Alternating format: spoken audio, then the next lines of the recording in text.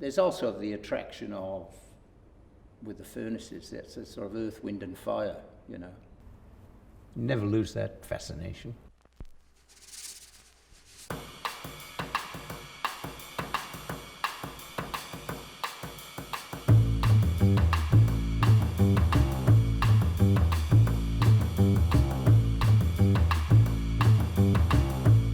I've always made things. I was unwell for many years as a child, and one of the things that I did, I modelled a lot with plasticine.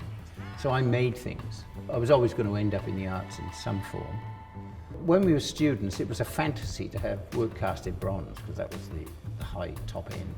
Everybody tried to get in the Royal College of Art in those days. It was a thing to do. I specialised in sculpture, graduated. The next option was teaching.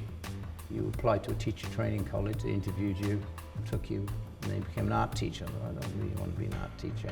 Long story short, ended up in Australia in '73. We were basically the only lost wax foundry in the country at the time. I think it was just progressive.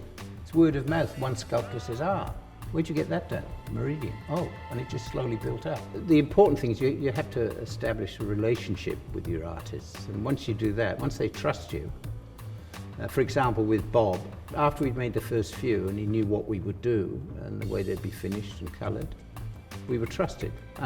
That's really the only way it works. Whiteley and Boyd, that was through Stuart Purvis, Australian Galleries. He was Whiteley's dealer and Arthur Boyd's, and that's how the relationship started with Whiteley. It never occurred to me that Gareth would take over when he'd finished uni.